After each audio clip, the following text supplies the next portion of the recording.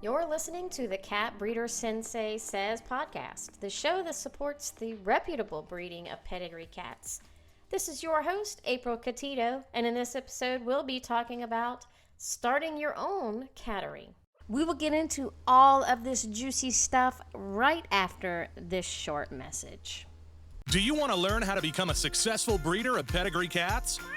Now you can. For the first time ever, enroll in an online training course that takes you step by step through everything you need to know to get on the right track. Visit catbreedersensei.com to sign up today and use code PODCAST21 to get $25 off. Okay, we're back. If I browse the internet and visit websites of breeders of pedigree cats, the story of how they got started is relatively similar. Usually they start with a pet of a certain breed and then absolutely fall in love with the personality and characteristics of this breed. And then the idea to pursue breeding this cat comes into play. The problem, or should I say the challenge, is there's no information online readily available that'll help you get started or even help you grasp the concept of what's involved in owning and operating a successful cattery. In my early days, when I first started thinking about a cattery, I had a visit from a very experienced 25 plus year breeder that I had befriended at the cat show. She came by to see where I was planning on having my stud live. On her way back to her car, she asked me, "What are the goals of your cattery?" I came up with the most ridiculous answer I believe I've ever said. I'm not even going to repeat it. But she said, "No, that is not the goals of any cattery. The goals of every cattery should be health, temperament, and type in that order." That was a profound moment for me because that led me on the researching path. What did she mean by that? Well, then I quickly discovered what she meant by that. The health of your cats and the kittens that you produce are the essential part of every breeder's responsibility. Every pedigree cat comes with its set of health problems, that's for sure. And we can certainly do DNA testing and health screening to try to prevent the issues. Even with 2 copies of negative DNA genetic markers from parents, there's no guarantee that that cat will not develop that particular disease. Do your research and know your cat inside and out. Know the health risk in that breed. Know what to look for, what the signs are, what age these problems develop, if there are genetic markers for them at all, and what you can do to try to prevent that. What happens if you get a cat in your cattery that develops one of these problems? What are you supposed to do with it? What if the kittens get it? These are all things that need to be researched so that you can strive to produce happy and healthy kittens for your pet owners. The temperament in your kitties is certainly passed down to their babies, primarily from the queen. You want to choose cats that are social and friendly so that they pass that temperament down to their babies. Not all kitties have good temperaments, so the goal should be to produce kitties that do have great temperaments and are a pleasure to be around for the rest of their lives. When we use the word type in referring to a pedigree cat, it means their physical characteristics. What does that cat look like? For every breed that's recognized, there's a set of breed standard descriptions. This is a very detailed outline of how this pedigree cat should look. As a breeder, it's your responsibility to preserve the breed by using and producing cats that match the breed standard as close as possible. Every time we sway off of the breed standard, we're moving away from what really identifies that cat. A few generations of changes and, well, you've changed the look of that pedigree cat. When you start selecting cats for your breeding program, you want to choose them that are as close to breed standard as possible. There's no perfect kitty, which means you can compare the breed standard description to any cat and it is almost impossible to find one that matches the breed description to a T. There's always some little flaws here and there. Participate in cat shows so that the judges can help you determine how close to breed standard your cat really is. If you're brand new to the breed, attend the cat shows as an exhibitor and listen to the judges while they explain the breed description of the particular breed you're interested in. Some of them get into really detailed verbal descriptions of their first place winners in the ring. Then you can visit that cat in the exhibition hall and have a closer look at it. Attending cat shows and participating in cat shows is just an excellent way to learn the physical characteristics of your chosen breed and to see what real champions look like.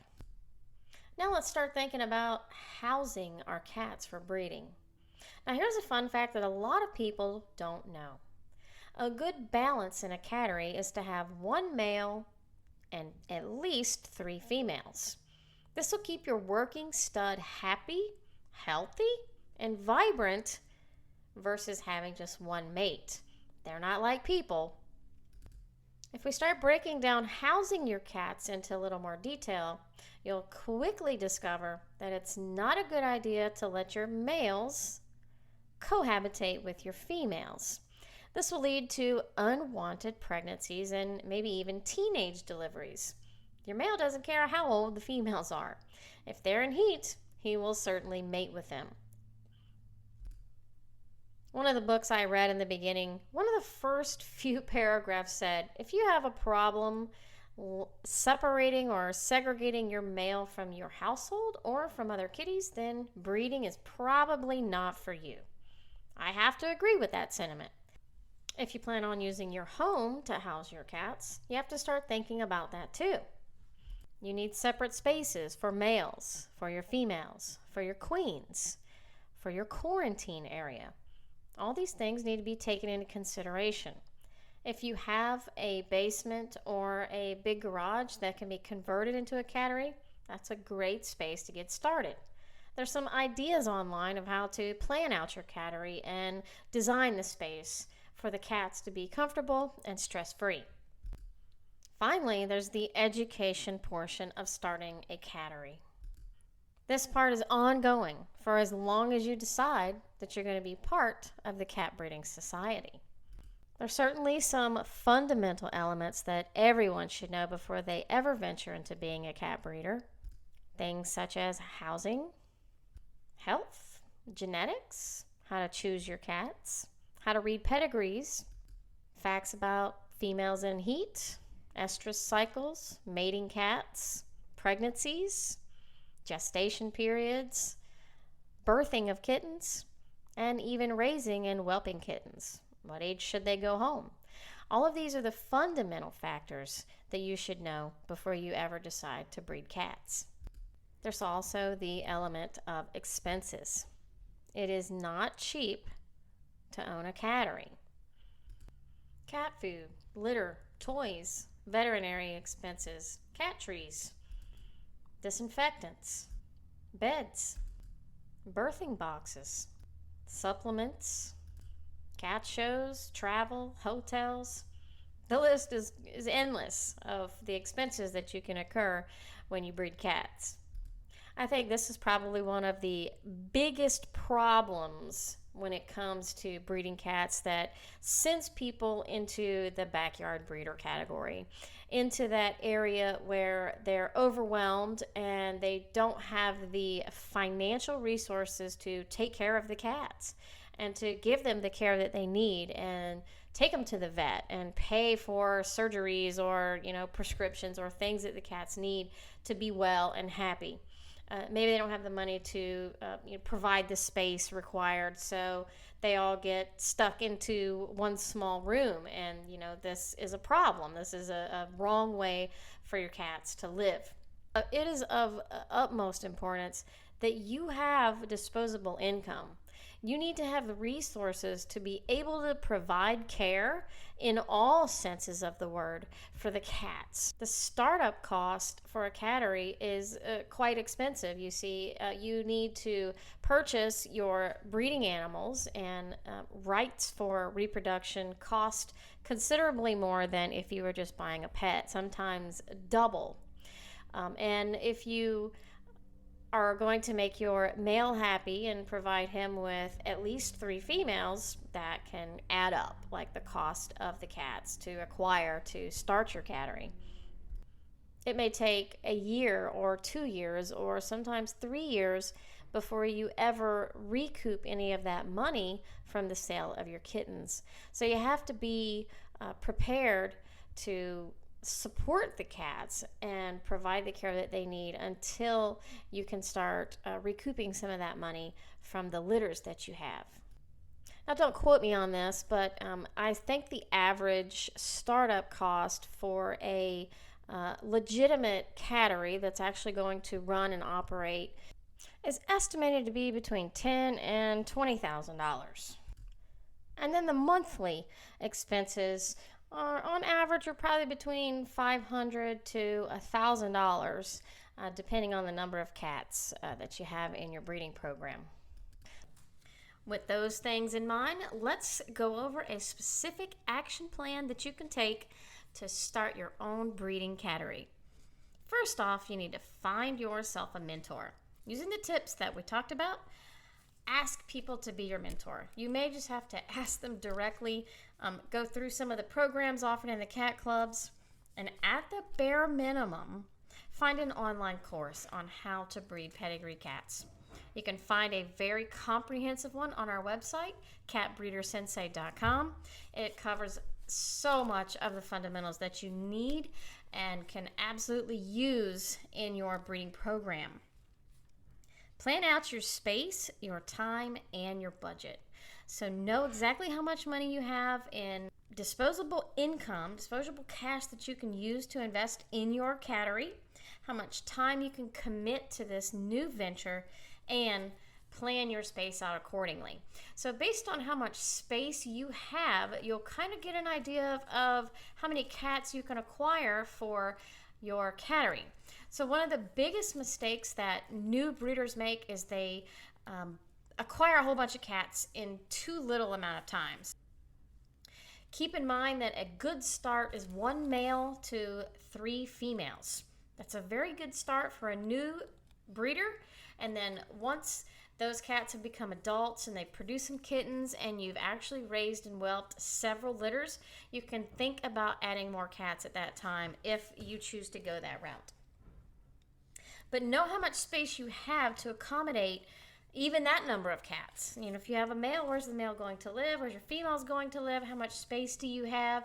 Do you have quarantine space? So you really need to plan the space out that you have and know what's going to work in the best way. You want your cats to be stress-free, happy, healthy, and have space that they can call their own. And then you need to research and network with other breeders. So this is something that should be continually being done on an ongoing basis. Once you get into the space and you start talking with other breeders, whether they are breeders of your specific breed or a completely different breed, it doesn't matter. You guys are like-minded, you have, similar goals. You should start talking to them so that you have people other than your mentor to kind of bounce ideas off of and, befriend in this community. It's nice to have people who you can talk to. And then you need to acquire your breeding cats. So this is a big feat for a lot of people. So you need to know your breed standard, know what to look for in a breeding animal, and then be familiar with the health risks that we talked about, the genetic testing and the health screening, and just pre-screen the mess out of the breeders and the cats that you would consider in your breeding program. Don't be in a rush to acquire any kitten. There is always going to be kittens available for breeding, especially in today's society when we can import from other countries and you don't get a lot of restrictions from people or resistance. You can just be very particular about where you acquire your breeding cats from. So take the time to research breeders. You should buy the breeder and then, wait for the perfect cat from that breeder. That's kind of the approach that I like to suggest for people. Instead of finding a kitten that you think is awesome and then vetting that breeder, that's another route that you can take. I like to just monitor a breeder online for a couple of months and see, kind of where their goals are and what kind of kittens they produce and the look they have in their cattery, and see if their goals align with mine and their type that they produce is something that I want similar in my cattery. And then, just follow that person online and get to know them and talk to them and see if it's somebody that you want to work with long term. And then, wait for a kitten from that breeder. Your male cat is a staple to your cattery. So while you can be a little more forgiving on your females when it comes to type, should absolutely not falter when it comes to the male. He's going to be 50% of all of your offspring that comes out of your cattery. So really take your time when you are selecting that male for your breeding program. So if the idea of operating a cattery for your chosen pedigree cat excites you and fills your heart with passion, then by all means, pursue it and be part of the solution for protecting and preserving the wonderful breed of pedigree cat that you love so much. Don't be discouraged by the people that don't support you and who want to fuel you with negativity about being a cat breeder. Do the right thing, get the education that you need, and pursue it with all the passion that you have. While it certainly has its challenging moments, it's definitely very rewarding to be able to be a part of the production of healthy and happy kittens that are being taken care of for the rest of their lives, and that you're doing your part in protecting the breed. Thank you for listening to this episode of Cat Breeder Sensei Says. Be sure to subscribe to the podcast so that you don't miss future episodes, which are published on Thursdays. You can also find us on the web at catbreedersensei.com. In Lesson 1 of Complete Guide to Breeding Cats, which is on our website, catbreedersensei.com, we actually go through in great detail the expenses required in running a cattery and raising a litter of kittens